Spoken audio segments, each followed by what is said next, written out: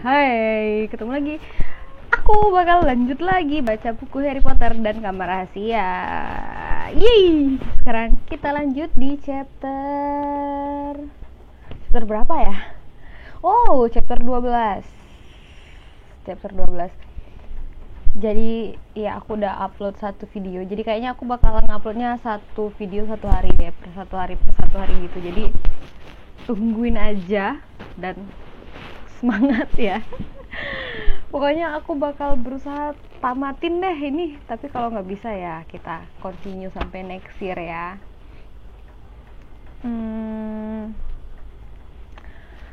Oh iya, ramuan polyjuice. Oh oke. Jadi buat kalian yang baru pertama kali muncul di video ini, ngelihat video ini, jadi aku itu baca buku Harry Potter dan series Harry Potter udah dari buku yang pertama, dari Harry Potter dan Batu Bertuah. Itu buat kalian yang baru, aku udah baca full dari chapter 1 sampai chapter akhir. Nah, jadi kalau ada yang mau denger, mau lihat aku baca, boleh cek di description box. Oke, kita langsung aja mulai. Harry Potter dan Kamar Rahasia chapter 12. Chapter 12. Wow, chapter 12. Bentar ya. Kayaknya something's wrong. Oh enggak.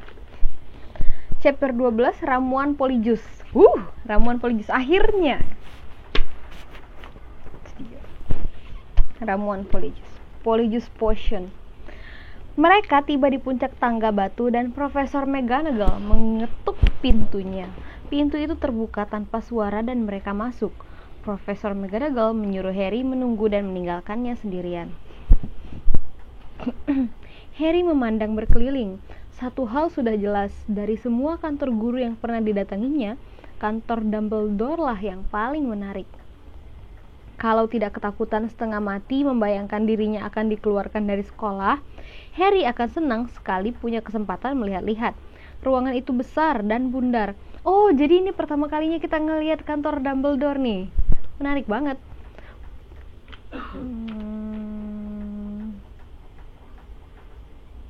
Kalau misalnya ada gambarnya mungkin aku bakal tampilin di Tumblr-nya nanti, tapi nggak tahu deh, kita lihat nanti ya.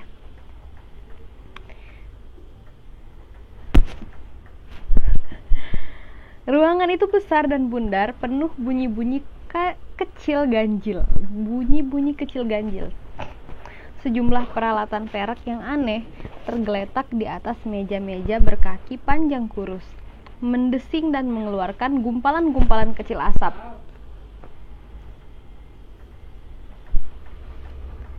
Dindingnya dipenuhi lukisan para mantan kepala sekolah, pria dan wanita. Semuanya tertidur dalam figura masing-masing. Ada juga meja besar sekali berkaki seperti cakar, dan di atas rak di belakang meja tergeletak sebuah topi sihir kumal bertambal, topi seleksi. Harry ragu-ragu, dengan hati-hati dipandangnya para penyihir yang tertidur di dinding. Tentunya tidak apa-apa kalau dia menurunkan topi itu dan memakainya sekali lagi. Hanya untuk melihat, untuk memastikan topi itu memasukkannya ke asrama yang benar. Hati-hati dia berjalan ke balik meja, mengangkat topi itu dari raknya dan menurunkannya pelan-pelan ke atas kepalanya. Topi itu terlalu besar dan merosot menutupi matanya. Persis seperti ketika dia memakainya dulu. Harry menatap bagian dalam topi yang hitam, menunggu. Kemudian terdengar suara kecil di telinganya. Tergoda mau coba lagi ya, Harry Potter? Ya, gumam Harry. Maaf mengganggumu. Aku ingin tanya. Kau bertanya-tanya dalam hati, apakah aku memasukkanmu ke asrama yang benar? Kata si topi cerdik. Ya, kau sangat sulit ditempatkan. Tetapi pendapatku masih sama dengan yang kukatakan sebelumnya. Jantung Harry melonjak gembira. Kau bisa jadi penyihir hebat di Slytherin. Harry lemas. Dicengkramnya ujung topi dan ditariknya. Topi itu menggantung lunglai di tangannya, kotor dan kumal. Harry mengembalikannya ke rak. Perasaannya terpukul sekali.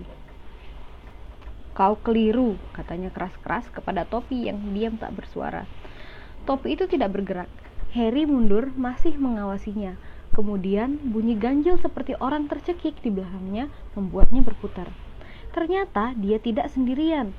Pada tenggeran emas di belakang pintu berdiri seekor burung yang kelihatannya sudah tua sekali, mirip kalkun yang sudah dicabuti bulunya separuh. Harry memandangnya, dan si burung balas memandangnya dengan galak, mengeluarkan bunyi tercekik lagi. Burung itu kelihatannya sakit parah, matanya sangat redup, dan bahkan sementara Harry memandangnya, 2 bulu rontok dari ekornya. Harry baru saja berkata dalam hati, "Wah, gawat kalau burung piaraan Dumbledore ini mati saat aku sedang sendirian bersamanya." Ketika si burung mendadak menyala terbakar. Harry mengemekik kaget dan mundur sampai menabrak meja. Dengan panik dia memandang berkeliling kalau-kalau ada segelas air, tapi dilihatnya tak ada segelas pun. Si burung sementara itu sudah menjadi bola api. Dia memekik keras dan detik berikutnya yang tinggal hanyalah seonggok abu berasap di lantai. Cemas. Kalau aku ada di posisi Harry, gimana itu? Cemas banget tuh. Bentar. Hey baby cat. Oh no. Come here baby. Come here baby. Hai semuanya. Oh la. Look. Ada baby cat. Ini ada kucing aku, tapi aku belum kasih nama. Hello. Say hello to everyone. Hello.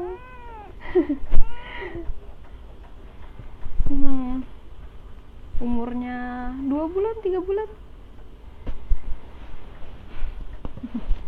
Oke, kita lanjut lagi ya. Pintu ruangan terbuka, Dumbledore masuk. Kelihatan sangat muram. "Profesor," Harry tergagap. "Burung Anda, saya tak bisa berbuat apa-apa. Dia baru saja terbakar." Betapa herannya Harry, Dumbledore tersenyum.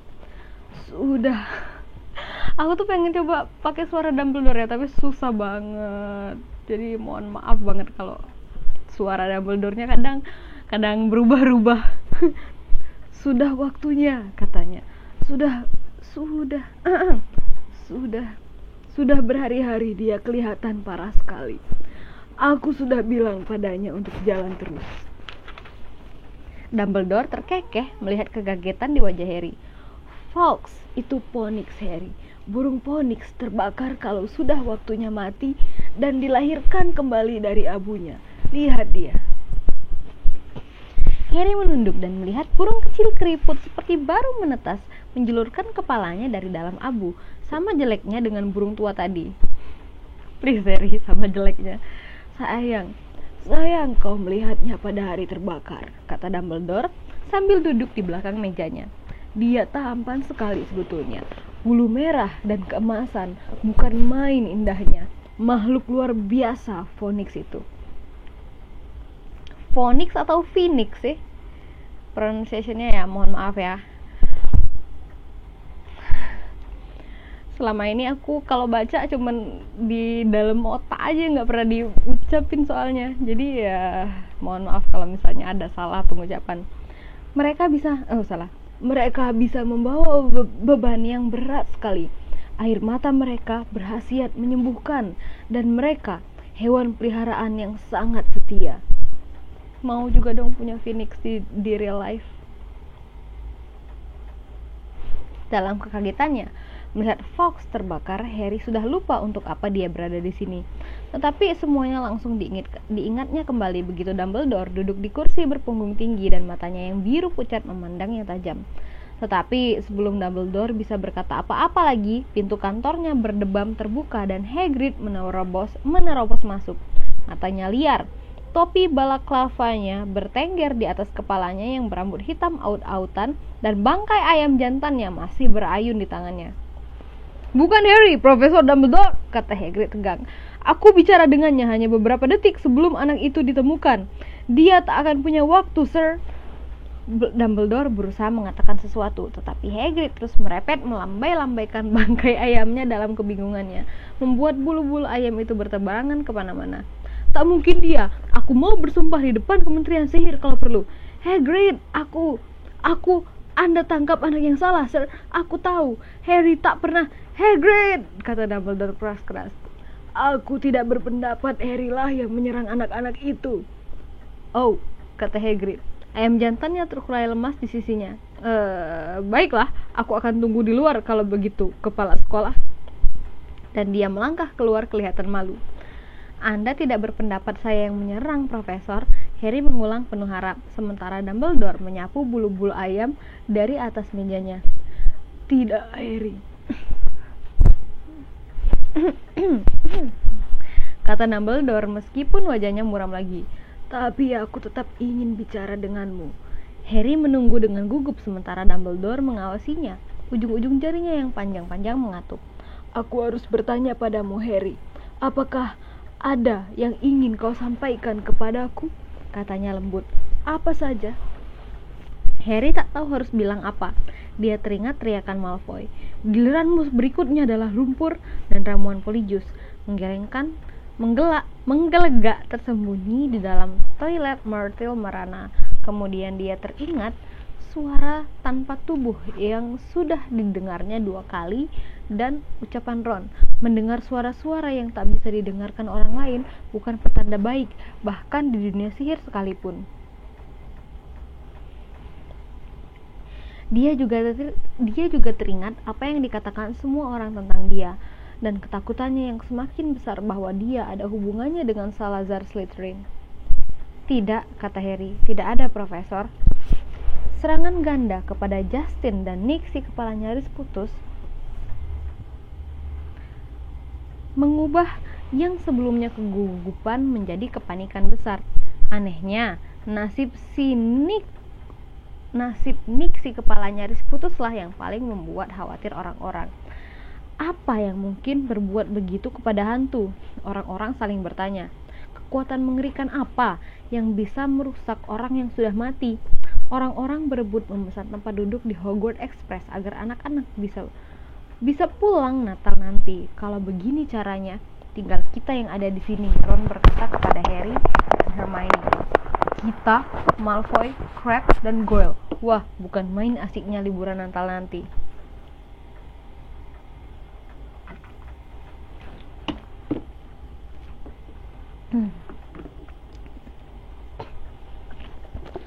Crabbe dan Goyle yang selalu melakukan apa yang dilakukan Malfoy telah mendaftar untuk tinggal selama liburan juga.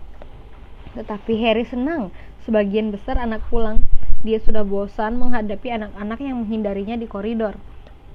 Seakan taringnya akan tumbuh mendadak atau dia akan menyemburkan bisa. Bosan pada bisik-bisik, tudingan-tudingan, dan desisan setiap kali dia lewat. Fred dan George, meskipun demikian, menganggap semua ini sangat lucu.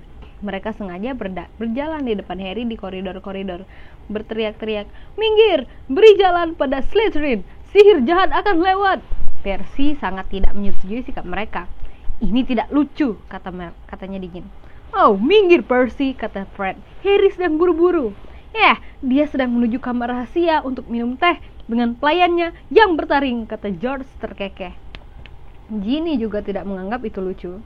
"Aduh, jangan dong," jeri Ginny setiap kali Fred menanyai Harry siapa yang akan dia serang berikutnya. Atau George berpura-pura mengusir Harry dengan untayan besar bawang putih setiap kali mereka bertemu. We really need kita benar-benar butuh temen tipe Fred sama George ini di kehidupan nyata ya. Apalagi di masa sekarang ini, ketika nggak bisa kemana-mana.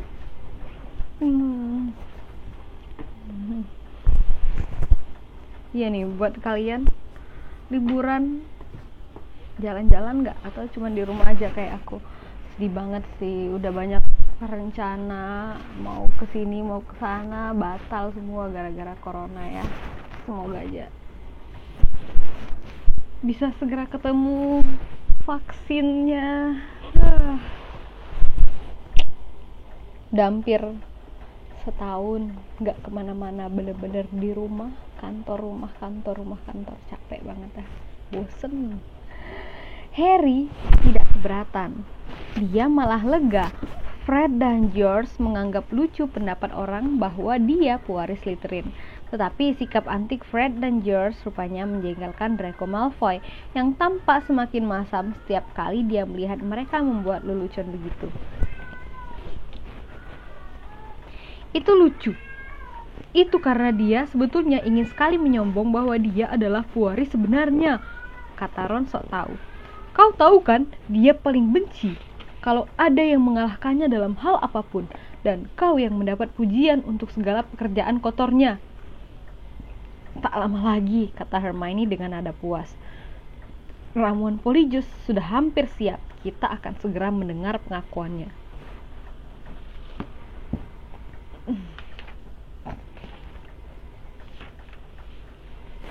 Akhirnya semester berakhir dan kesunyian setebal tumpukan salju di halaman menyelimuti kastil. Alih-alih suram, Harry menganggapnya damai, dan dia senang sekali. Hanya dia, Ron, dan Hermione yang tinggal di menara Gryffindor. Itu berarti mereka bisa bermain jentikan meletup sekeras mungkin tanpa mengganggu siapapun, dan berlatih duel tanpa ada yang melihat. Fred, George, dan Ginny memilih tinggal di sekolah daripada mengunjungi Bill di Mesir bersama Mr. dan Mrs. Weasley. Percy yang mencela sikap mereka yang dinilai kekanak-kanakan tidak melewatkan banyak waktu di ruang rekreasi Gryffindor. Dia sudah memberitahu mereka dengan angkuh bahwa dia tinggal selama Natal karena tugasnya sebagai prefect untuk memberi dukungan kepada para guru pada masa-masa sulit ini.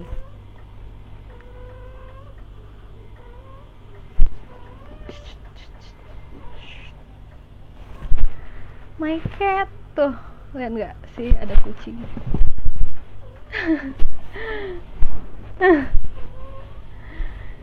Pada hari Natal tiba, dingin dan putih bersalju.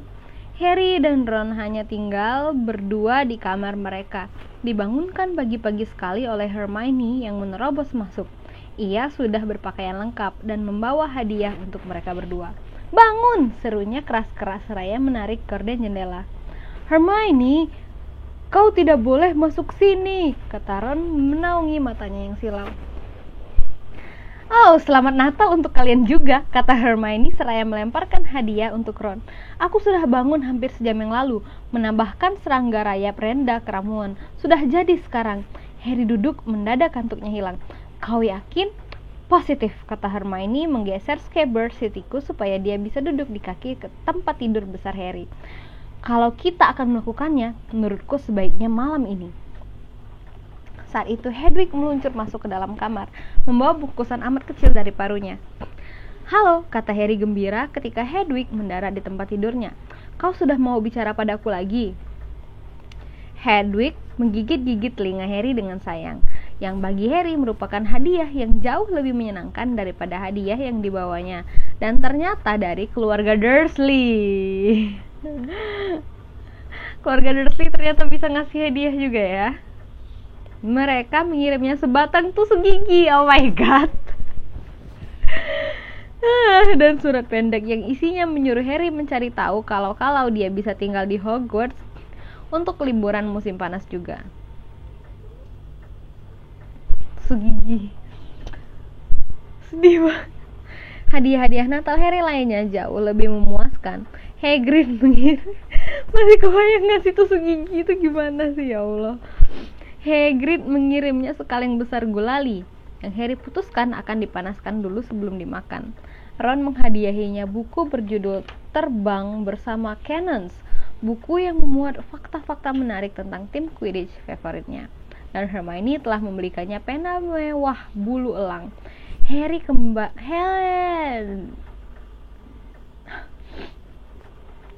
membuka hadiah terakhir dan menemukan jumper, rompi rajutan tanpa kancing, baru dan kue plum besar dari Mrs. Weasley. Harry menaruh kembali kartunya. Perasaan bersalah kembali melandanya ketika dia teringat mobil Mr. Weasley yang tak pernah terlihat lagi sehabis menabrak pohon dedalu perkasa, dan rencana pelanggaran peraturan yang akan dilakukannya bersama Ron berikutnya.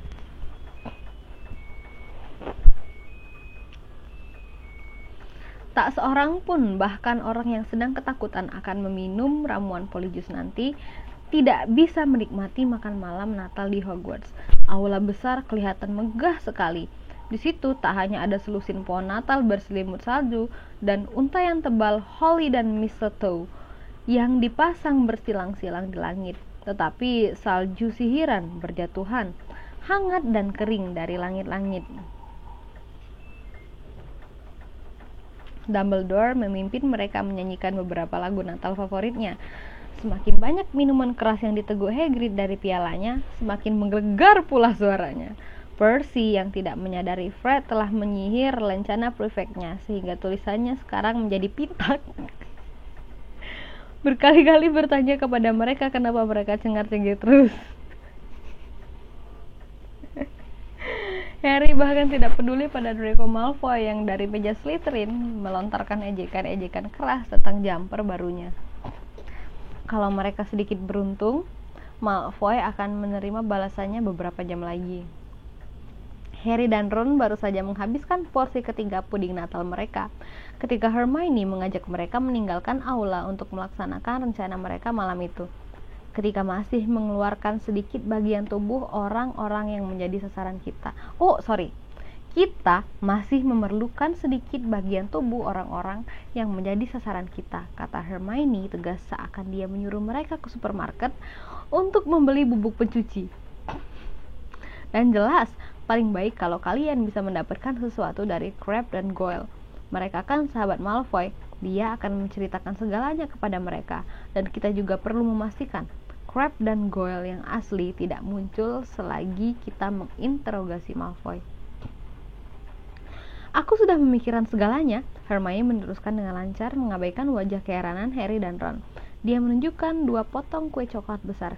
Ini, sudah kuberi ramuan tidur sederhana. Yang harus kalian lakukan tinggal memastikan Crabbe dan Goyle menemukan kue-kue ini. Kalian tahu betapa rakusnya mereka. Mereka pasti akan memakannya begitu mereka tertidur. Cabut beberapa helai rambut mereka dan sembunyikan mereka dalam lemari sapu. Harry dan Ron saling pandang ragu-ragu. Hermione kurasa tidak. Hal itu bisa saja tidak berjalan sesuai rencana. Tetapi mata Hermione berkilau tajam. Tak berbeda dengan kilau yang kadang-kadang tampak di mata Profesor McGonagall. Ramuan itu tak ada gunanya tanpa rambut Crabbe dan Goyle, katanya tegas. Kalian ingin menyelidiki Malfoy kan? Oh, oke, kata Harry. Tetapi bagaimana denganmu? Rambut siapa yang akan kau cabut? Aku sudah punya rambut yang kuperlukan, kata Hermione cerah, menarik keluar sebuah botol kecil mungil dari dalam sakunya dan menunjukkan kepada mereka sehelai rambut di dalamnya. Ingat Millicent Bulstrode yang bergulat denganku di klub duel? Rambutnya tertinggal di jubahku ketika dia mencoba mencekikku, dan dia pulang liburan Natal ini. Jadi aku tinggal bilang pada anak-anak Slytherin bahwa aku batal pulang ke rumah. Ketika Hermione sudah pergi dan mengecek ramuan Polyjuice lagi, Ron menoleh kepada Harry dengan ekspresi seolah akan tertimpa malapetaka. Pernahkah kau mendengar rencana dengan begitu banyak hal yang bisa gagal? Betapa herannya Harry dan Ron ketika tahap pertama rencana mereka berjalan mulus seperti yang telah dikatakan Hermione. Mereka bersembunyi di aula besar yang sudah kosong setelah acara minum teh Natal menunggu Crabbe dan Goyle yang tinggal berdua di meja Slytherin melahap porsi keempat kue mereka. Harry sudah meletakkan kue coklat di ujung pegangan tangga ketika melihat Crabbe dan Goyle meninggalkan aula besar. Harry dan Ron cepat-cepat bersembunyi di balik baju zirah di dekat pintu. Tolol banget, bisik Ron gembira luar biasa ketika Crabbe menyenggol Goyle dan menunjuk kue itu dengan senang, lalu menyambarnya. Sambil jengir konyol, mereka langsung menjejalkan kue itu ke dalam mulut besar mereka. Sesaat mereka berdua mengunyah dengan rakus, wajah mereka penuh kemenangan. Kemudian, tanpa perubahan ekspresi sedikit pun, keduanya roboh ke lantai. Kesulitan yang paling besar adalah menyembunyikan mereka di dalam lemari di seberang ruangan. Begitu mereka sudah aman dijejalkan di antara ember-ember dan kain pel, Harry mencabut 2 rambut pendek kaku yang tumbuh di dahi Goyle, dan Ron mencabut beberapa helai rambut Crabbe. Mereka juga mencuri sepatu Crabbe dan Goyle karena sepatu mereka kelewat kecil untuk ukuran kaki kedua anak Slytherin itu. Kemudian, Masih keheranan akan apa yang baru saja mereka lakukan, mereka berlari ke toilet Myrtle merana. Mereka nyaris tak bisa melihat gara-gara asap tebal hitam yang keluar dari bilik tempat Hermione mengaduk isi kuali. Dengan menarik jubah untuk menutupi muka mereka, Harry dan Ron mengetuk pintu pelan. Hermione, mereka mendengar kunci diputar dan kemudian Hermione muncul. Wajahnya berkilau dan kelihatan cemas. Di belakangnya, mereka mendengar bunyi blub blub blub, ramuan kental yang menggelegak. 3 gelas besar sudah siap di atas tempat duduk kloset. Berhasil? Tanya Hermione menahan nafas. Harry menunjukkan rambut Goyle. Bagus. Dan aku sudah mengambil jubah mereka dari tempat cucian, kata Hermione mengangkat kantong kecil. Kalian perlu jubah lebih besar kalau sudah menjadi Crabbe dan Goyle. Ketiganya memandang kuali. Dari dekat, ramuan itu tampak seperti lumpur kental hitam yang menggelegak. Aku yakin sudah melakukan segalanya dengan benar, kata Hermione dengan gugup, membaca ulang halaman ramuan-ramuan paling mujarab yang sudah bercak-bercak. Tampilannya sudah seperti yang dikatakan di buku. Begitu kita meminumnya, kita cuma punya waktu tepat 1 jam sebelum berubah menjadi diri kita lagi. Sekarang bagaimana? Bisik Ron. Kita bagi menjadi 3 gelas dan kita tambahkan rambutnya. Hermione memasukkan sendokan-sendokan besar cairan kental itu ke dalam masing-masing gelas. Kemudian dengan tangan gemetar dia menggoyang botolnya sampai rambut Millicent jatuh dari botol itu ke dalam gelas pertama. Ramuan itu mendesis keras seperti ceret yang airnya mendidih, berbuih banyak. Sedetik kemudian ramuan itu berubah warna menjadi kuning menjijikkan. Saripati Millicent Bulstrode, kata Ron memandang dengan jijik. Pasti rasanya memuakan. Masukkan rambutmu sekarang, kata Hermione.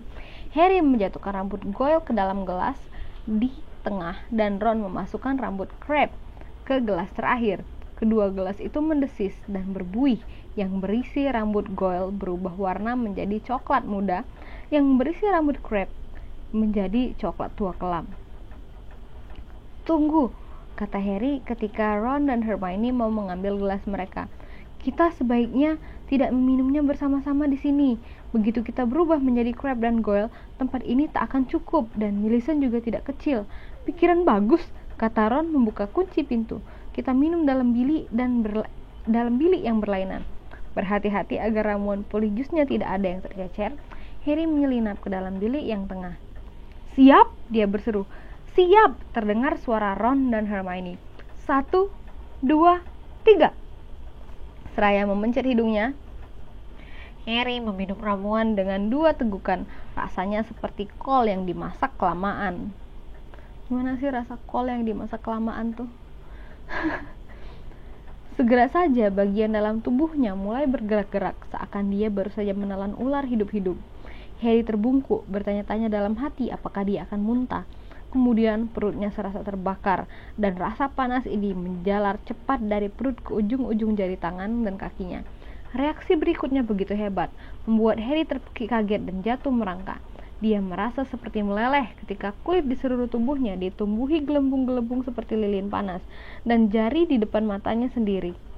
Dan di depan matanya sendiri tangannya mulai tumbuh, jarinya menggemuk, kukunya melebar. Buku-buku jarinya bertonjolan besar-besar, bahunya melebar, rasanya sakit dan berdenyut-denyut di dahinya memberitahunya rambutnya sedang merambat ke alisnya.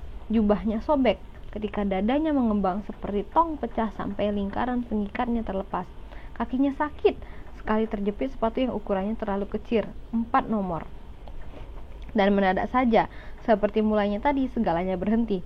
Harry berbaring, menelungkup di lantai batu bilik yang dingin, mendengarkan Myrtle yang berdegu merana di bilik paling ujung. Dengan susah payah, dia mengentakkan sepatunya sampai lepas dan berdiri. Begini rasanya jadi di Goyle. Tangannya yang besar gemetar. Dia melepas jubahnya yang menggantung kira-kira 30 cm di atas mata kakinya, memakai jubah yang disediakan Hermione, dan mengikat tali sepatu Goyle yang seperti perahu. Tangannya mau menyibakkan rambut dari matanya, tetapi yang terpegang olehnya hanya rambut pendek kaku bagai kawat yang tumbuh memenuhi dahinya. Kemudian dia menyadari bahwa kacamatanya membuat pemandangan kabur, karena Goyle jelas tidak memerlukannya. Dilepasnya kacamatanya, lalu dia berteriak, Kalian berdua oke? Suara serak Goyle terdengar dari mulutnya. Ya, terdengar dengkur berat Crabbe dari sebelah kirinya. Harry membuka pintu biliknya dan melangkah di depan cermin yang retak. Goyle balik memandangnya dengan mata dalam yang suram. Harry menggaruk telinganya, begitu juga Goyle. Oh gini, kayak aku yang selalu gatel hidungnya setiap baca buku Harry Potter. Aku bingung juga nih kenapa. Setiap loh.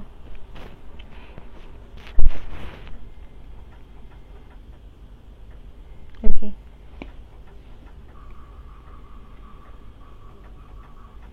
What's wrong with my face?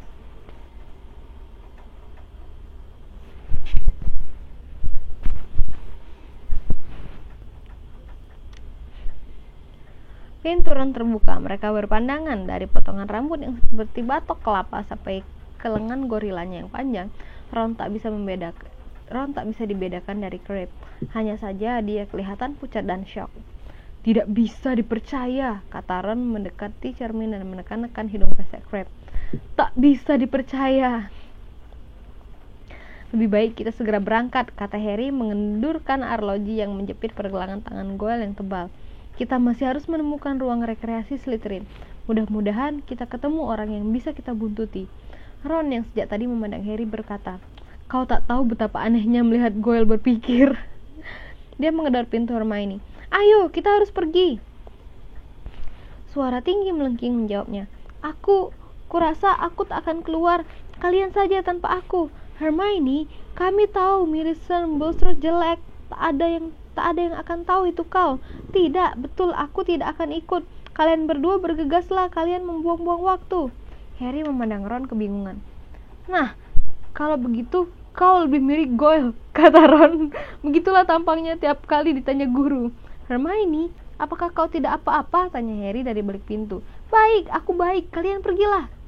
Harry memandang arlojinya. 5 dari 60 menit mereka yang sangat berharga telah lewat. Kami akan menemuimu di sini nanti, oke? Katanya. Harry dan Ron membuka pintu toilet hati-hati memastikan keadaan aman, lalu keluar. Jangan mengayunkan tanganmu seperti itu, Harry bergumam kepada Ron. Crabbe biasanya tangannya kaku. Bagaimana kalau begini? Ya, itu lebih baik. Mereka menuruni tangga pualam. Yang mereka perlukan sekarang tinggal anak Slytherin yang bisa mereka ikuti ke ruang rekreasi Slytherin. Tapi tak ada seorang pun. Ada ide, gumam Harry.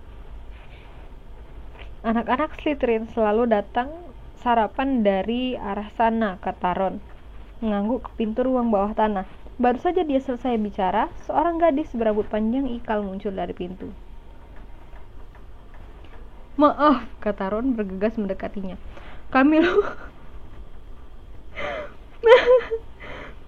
lupa jalan ke ruang rekreasi kita. Apa? Kata gadis itu kaku. Ruang rekreasi kita? Aku anak Ravenclaw.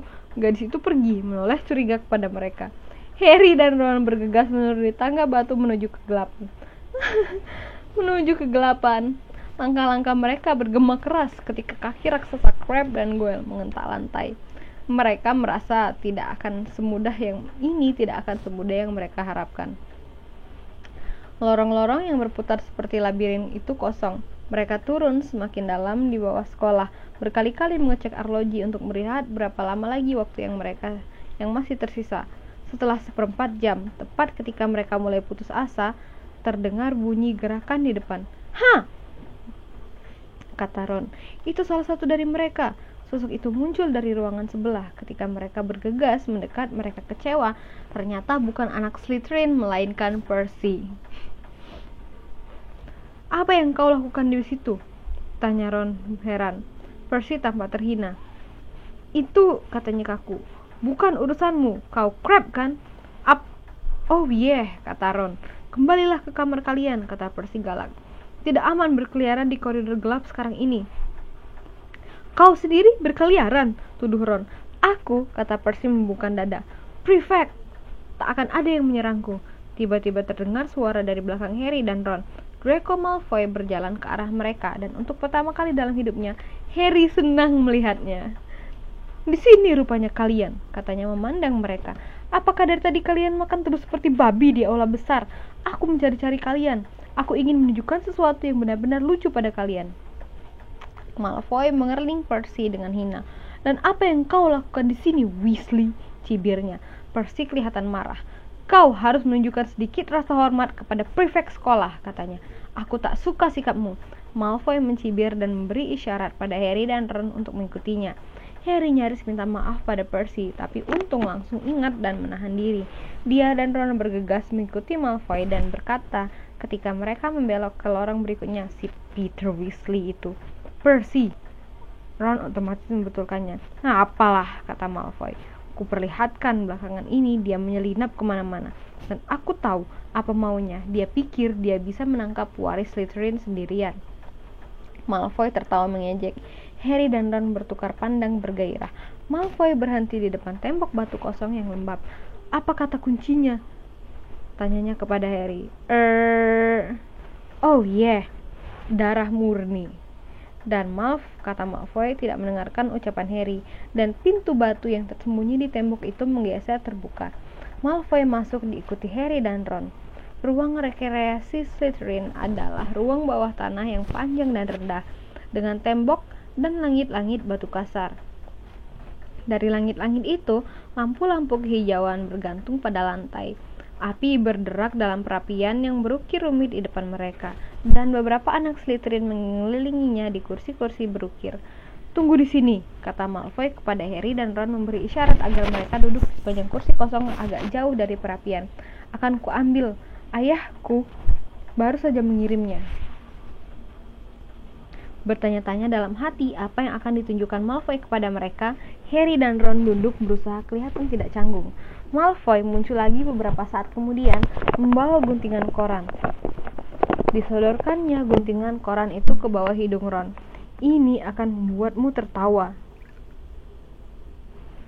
katanya. Harry melihat mata Ron membelalak kaget.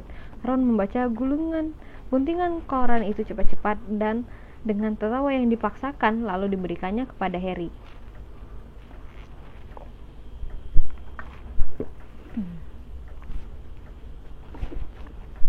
Ternyata itu berita yang digunting dari Daily Prophet.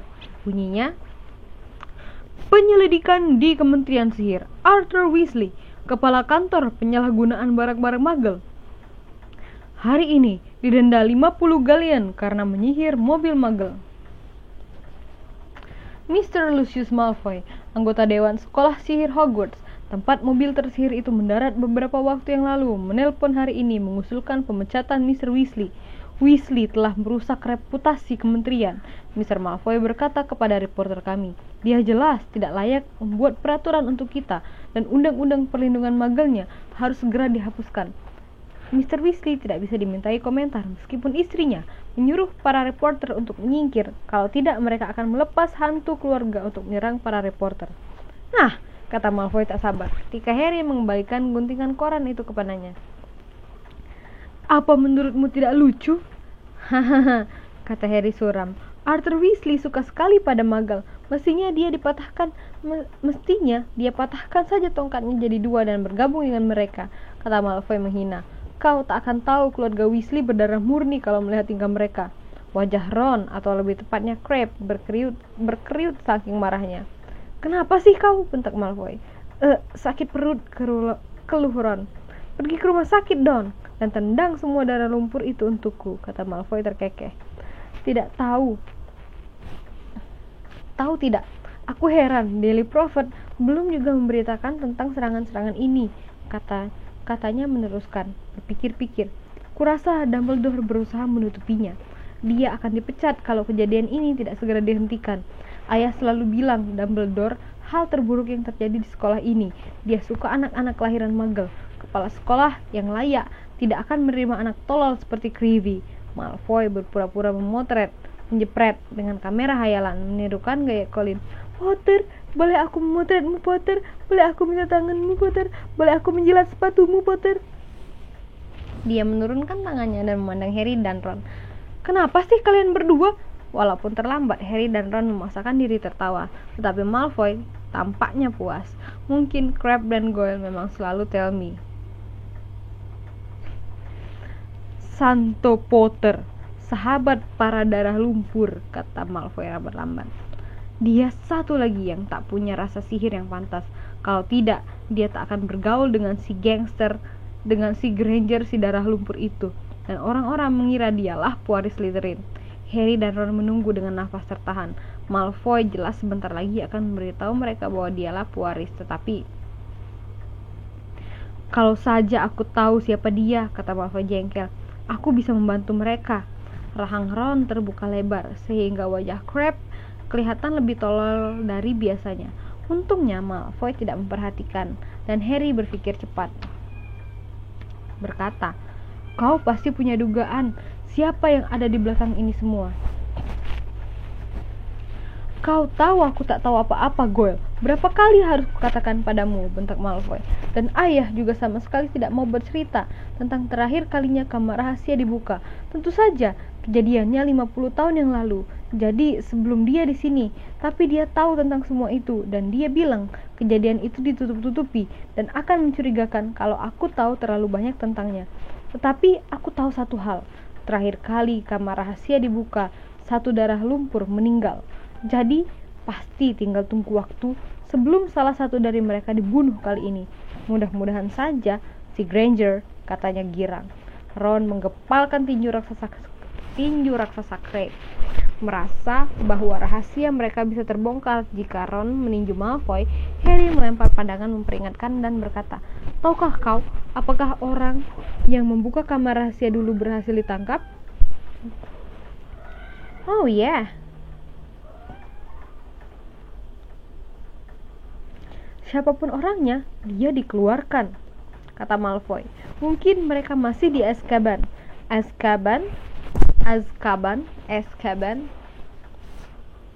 Oh, look at that.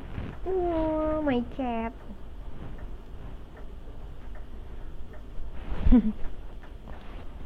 Azkaban, tanya Harry bingung. Azkaban? Penjara penyihir, Goyle, kata Malfoy memandang tak percaya. Astaga, kalau lebih tell me dari ini, kau akan jadi terbelakang. Malfoy duduk gelisah di kursinya dan berkata, ayah berpesan agar aku tidak menonjolkan diri dan membiarkan pewaris Slytherin bertindak. Dia bilang sekolah perlu dibersihkan dari semua sampah darah lumpur, tapi aku tak boleh ikut campur.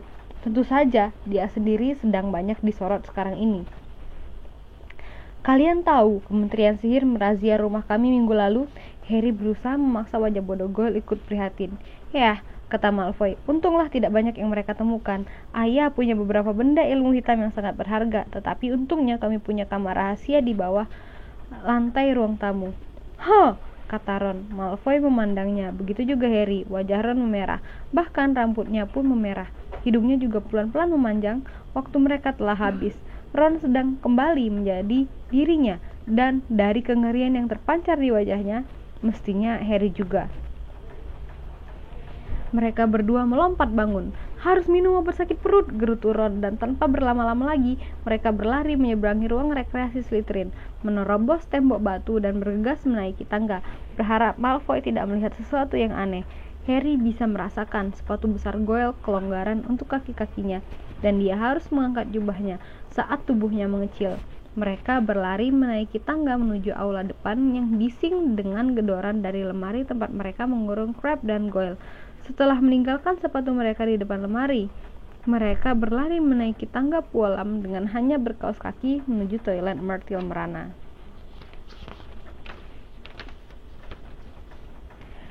Ya, tidak sepenuhnya sia-sia, kata Ron tersengal, menutup pintu toilet di belakang mereka. Kita memang belum tahu siapa yang melakukan penyerangan, tapi aku akan menulis kepada Dad dan memintanya memeriksa di bawah ruang tamu Malfoy. Harry memeriksa wajahnya di cermin retak. Dia sudah kembali normal. Dia memakai kacamatanya sementara Ron menggedor pintu bilik Hermione. Hermione, keluar! Banyak yang akan kami ceritakan. Pergi! Langging Hermione. Harry dan Ron berpandangan. Ada apa? Tanya Ron. Kau pasti sudah balik jadi dirimu lagi sekarang. Kami sudah... Tetapi Myrtle merana tiba-tiba melayang menembus pintu bilik. Harry belum pernah melihatnya seriang itu. Oh, tunggu sampai kalian lihat sendiri, katanya. Mengerikan sekali. Mereka mendengar kunci diputar dan Hermione muncul terisak-isak. Jubahnya ditarik menutupi kepalanya. "Ada apa?" tanya Ron bingung. "Apa hidungmu masih hidung Millicent atau apa?" Hermione menjatuhkan jubahnya dan Ron mundur sampai ke wastafel. Wajah Hermione ditumbuhi bulu hitam, matanya jadi kuning dan ada telinga runcing mencuat dari rambutnya. "Itu rambutku, kucing," lolongnya. Millicent Bulstrode pastilah punya kucing dan ramuan itu tak boleh digunakan untuk berubah menjadi binatang. Oh, kata Ron.